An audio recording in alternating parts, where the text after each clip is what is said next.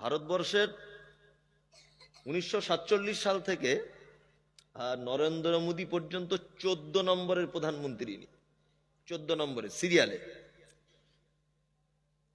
এই 14 নম্বর প্রধানমন্ত্রী পর্যন্ত সব থেকে কম লেখাপড়া জানে, কম অভিজ্ঞতা সম্পূর্ণ, সেটা হচ্ছে নরেন্দ্র মোদী। কি বললাম বুঝলেন না? এবার আপনার একটা কথা বলি। অন্যান্য প্রধানমন্ত্রী লেখাপড়া সার্টিফিকেট ছিল, কিন্তু হয়তো তীক্ষ্ণ ব্রেন ছিল না, কিন্তু এর ব্রেন হচ্ছে সাংঘাতিক ব্রেন।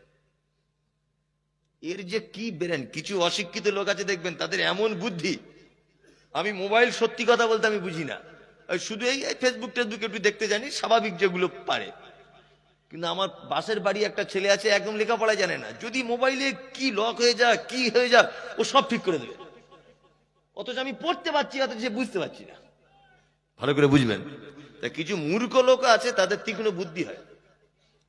আজকে নরেন্দ্র মোদী সরকার একটা জিনিস বুঝতে পেরেছে, এটা আপনারা বুঝতে পারেননি, আমি যতটা বুঝেছি ওটা আপনাদেরকে বোঝাই, তারপরে হয়তো আপনার মাথায় ঢুকবে। দেখবেন সব কাজে হিন্দু মুসলিম হিন্দু মুসলিম, কারণ কি বলুন তো? আপনারা বুঝবেন না। হিন্দু মুসলিম হওয়ার কারণ হচ্ছে একটা, সেটা কি?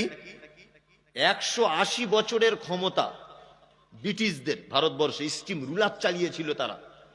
সেই 180 বছরের ক্ষমতা কিন্তু বাদল, বিনয়, প্রফুল্ল, ক্ষুদিরাম এরা যেমন ছিল আন্দোলনে ভারত স্বাধীনতায়, ঠিক তেমন মাওলানা আশফাকুল্লাহ খান, নিসার আলী, ইসমাইল অমৃতসরী, এই সমস্ত মুসলিমরাও ছিল।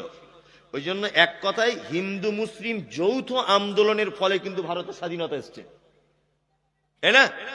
নরেন্দ্র মোদী জানে আমি দেশের যে সর্বনাশ করেছি, হিন্দু মুসলমান যদি এদের বন্ধু রাখা যায়, তাহলে এরা দুইজন এক হয়ে ব্রিটিশদের মতো আন্দোলন করবে আমাদের বিপক্ষে। আমার পালাতে তাহলে আর রাস্তা পাওয়া যাবে না। ওই জন্য সর্বক্ষণ হিন্দু মুসলিমকে আলাদা করে রেখে দিয়েছে। কখনো মন্দির তৈরি করছে, আবার কখনো মসজিদ ভেঙে দিচ্ছে। তার মানে হিন্দু মুসলিম যেন মিল না হয়, মিল হলেই তো বিপদ। কি বলছি বুঝতে পারছেন না? মিল হলেই তো বিপদ। এটা একটা মারাত্মক বড় চালাকি, মারাত্মক। আর একটা কথা আপনাদেরকে বলি, সব থেকে বড় চক্রান্তকারী কে? কে? আল্লাহ। কে? আল্লাহ। আপনি যতই চক্রান্ত করেন, সমস্ত চক্রান্ত ফাঁস করে দিবে কে? আল্লাহ। আপনারা জানেন যে দক্ষিণ 24 পরগনায় কিছুদিন আগে মানে মা কালীর গর্দান কেটে দেওয়া হয়েছিল। শুভেন্দু অধিকারী এটা নিয়ে একেবারে তোলপাড়, এমন তোলপাড়, এই মাদ্রাসার জেহাদিরা করেছে, মৌলভী সাহেবরা করেছে, দাড়িওয়ালারা করেছে, মুসলমানরা করেছে। আল্লাহর কি কল, প্রমাণ হয়ে গেল নারায়ণ হালদার বলে একটা হিন্দু আরএসএস এর ছেলে করেছে এটা। ভালো করে বুঝবেন। বনগাঁ স্টেশনে একটা ছেলে দাড়ি টুপিওয়ালা পাকিস্তানের পতাকা বাঁধছিল, এইটা ধরা পড়ে গেল। শুভেন্দু অধিকারী তো একদম পুরো যেমন আর কি ভাষা ওর, মুসলমানরা করেছে, পাকিস্তানের পতাকা বাঁধছে এখানে। লাস্টে ধরা পড়ে গেল নকল দাড়ি, নকল পাঞ্জাবি, আরএসএস এর, জাতিতে হিন্দু। ভালো করে বুঝবেন। কিছুদিন আগে আই লাভ মোহাম্মদ নিয়ে খুব বাড়াবাড়ি করছিল, কজনকে অ্যারেস্ট করা হলো। আর আমাদের মুসলমানরা তো আবেগে চলে, আবেগ না, আবেগ। মানে আমি একটা জিনিস অবাক হয়ে যাচ্ছি, এত আবেগ বেশি আমাদের মুসলিমদের যে ভালো মন্দ বোঝার ক্ষমতা হারিয়ে ফেলেছে, যে কোনটা ভালো আর কোনটা মন্দ এটা বুঝে নাও, আবেগে ভাসছে। আল্লাহু আকবার, আবেগ বেশি আমাদের। তা কথা হচ্ছে নিয়ে এবারে আই লাভ মোহাম্মদটা লেখা হলো, যখন অ্যারেস্ট করা হলো, মুসলমানরা তখন বলছে ওরে বাবা, আই লাভ মোহাম্মদ লিখেছে বলে অ্যারেস্ট করা হবে। এরা খেপে গিয়ে রাস্তায় সব ফেস্টুন টাঙিয়ে দিল আই লাভ মোহাম্মদ। আপনাদের এখানে টাঙিয়েছিল ব্যানার, অনেক জায়গায় টাঙিয়েছে, রাস্তাঘাটে দেখতে পাচ্ছেন না? আই লাভ মোহাম্মদের ব্যানার টাঙিয়ে দিল। ব্যানারটা ঝড় বৃষ্টিতে পড়ে গেল নিচে, ওর উপর দিয়ে কুকুর হেঁটে চলে গেল। আচ্ছা বলুন তো, এবারে নবীর সম্মান বাড়লো না কমলো? এই যারা এই কাজ করেছে, আই লাভ মোহাম্মদ মোবাইলে পোস্ট করেছে, এদের পাছার চামড়া তুলে দিতে হবে। তুমি আই লাভ মোহাম্মদ লিখে মোবাইলে পোস্ট করতে গেলে কেন? একটা অন্য ধর্মের মানুষ তো তোমার নবীকে গাল দিতে পারে, কি দরকার তোমাকে এত চুলকানি করার? কি দরকার তোমাকে ফেস্টুন লাগানো মোহাম্মদের? ওই ফেস্টুনটা কাল ছিঁড়ে গেলে ওই ফেস্টুন মধ্যে কুকুরে হেঁটে যাবে, তো নবীর সম্মান বাড়লো না কমলো? কমলো। আমি এই বক্তব্যটা দিয়েছি প্রথমে দক্ষিণ 24 পরগনাতে, দেওয়ার পরে আমার ব্যাপারে এত গাল যে নবী বিরুদ্ধের লোক তকমা দিয়ে দিল।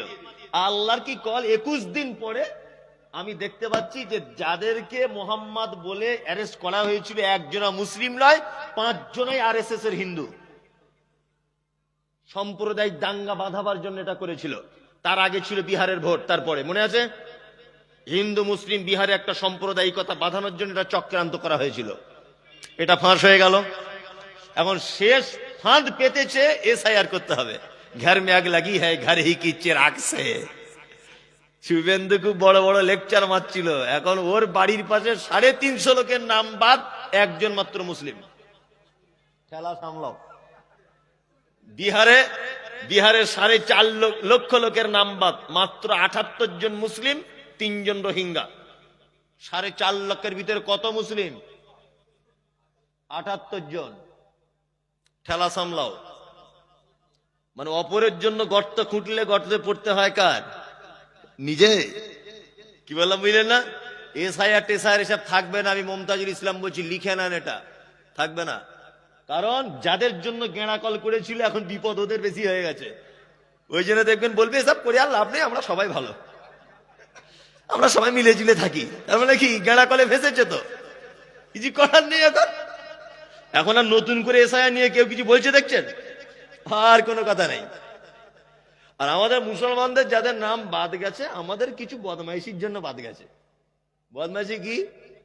বেটার নাম রেখেছে মোহাম্মদ আসগার আলী লস্কর তরফদার।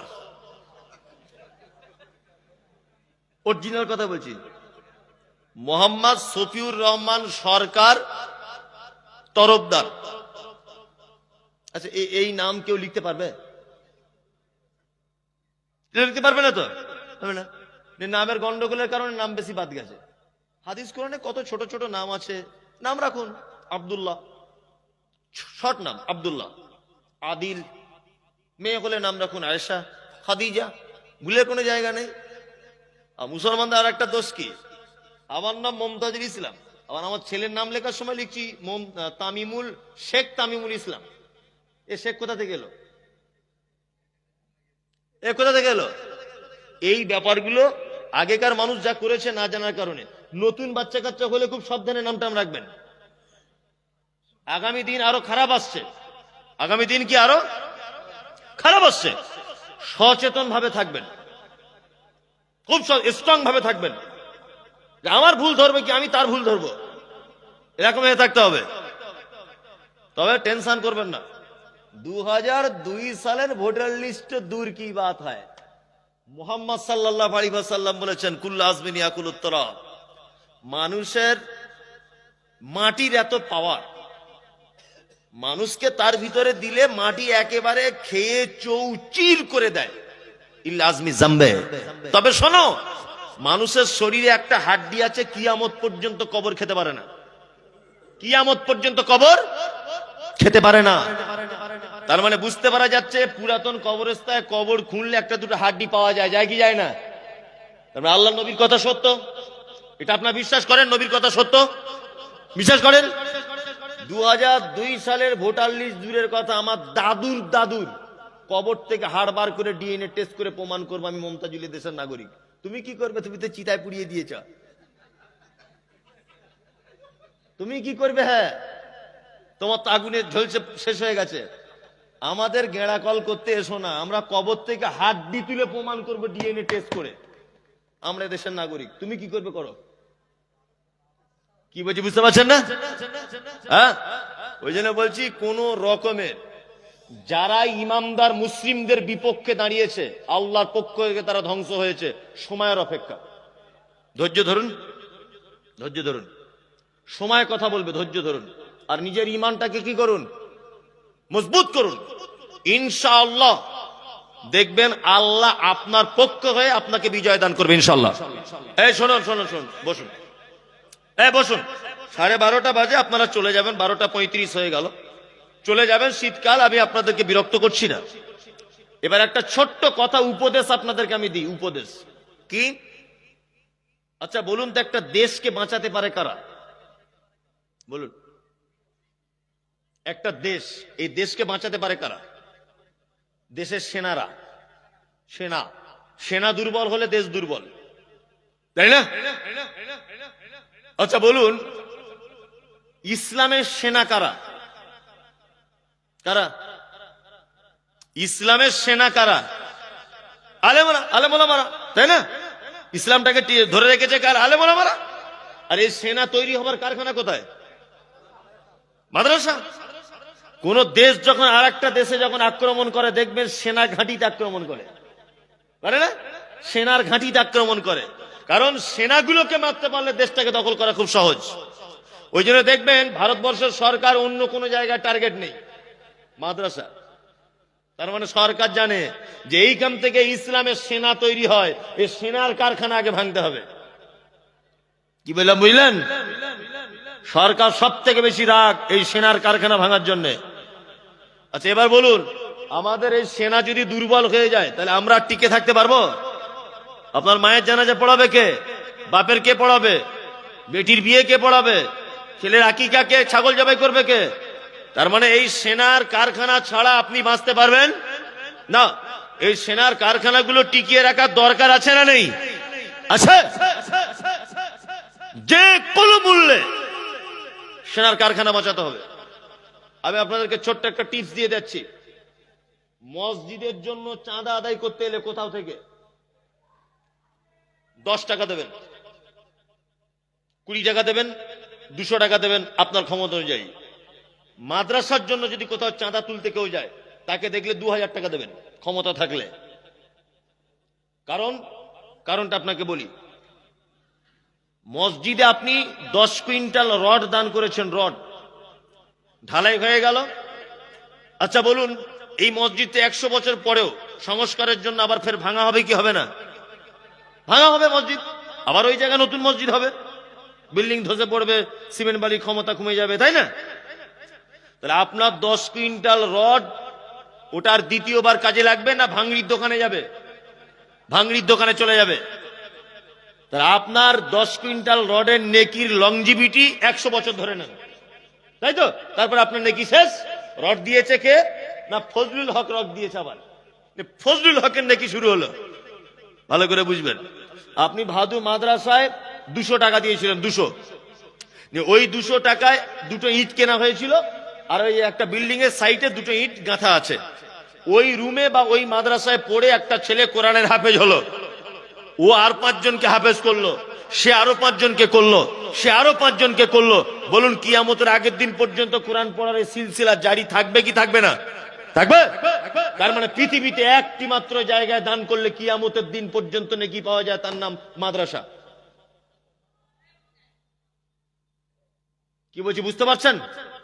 আমি যে মাদ্রাসায় পড়েছি, ওই মাদ্রাসায় আমাকে খাওয়ার জন্য যারা দান করেছিল, ভালো করে বুঝবেন, যারা দান করেছিল, আমি সেই মাদ্রাসা থেকে আলেম পাস করেছি।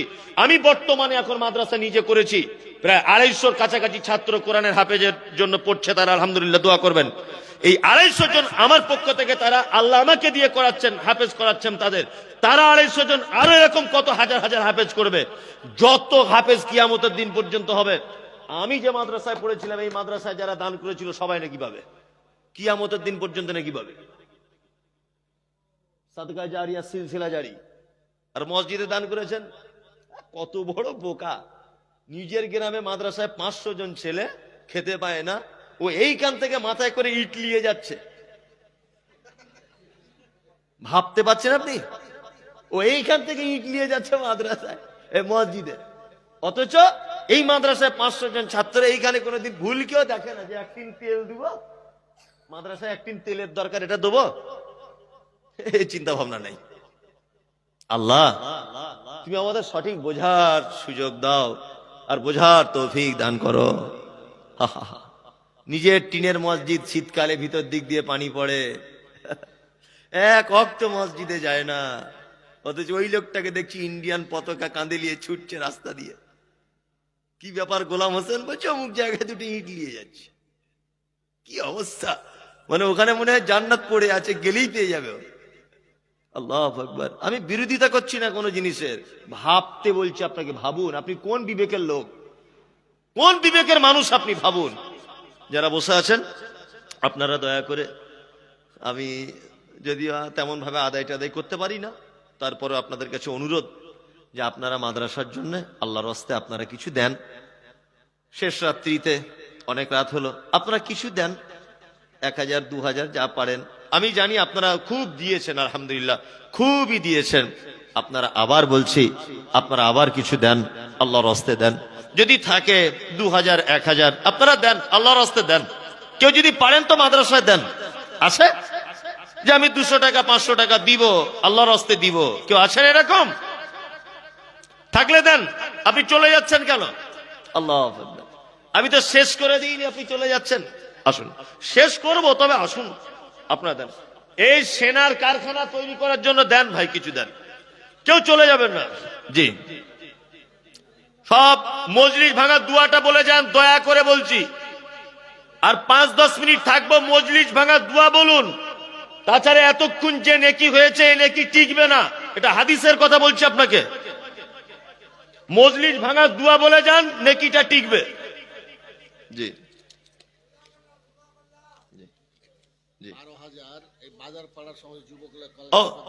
বাজার পাড়ার যুবকেরা 12,000। একটা বেনামি, ওর মা মারা গেছে, ওই জন্য 6,000 টাকা বেনামিতে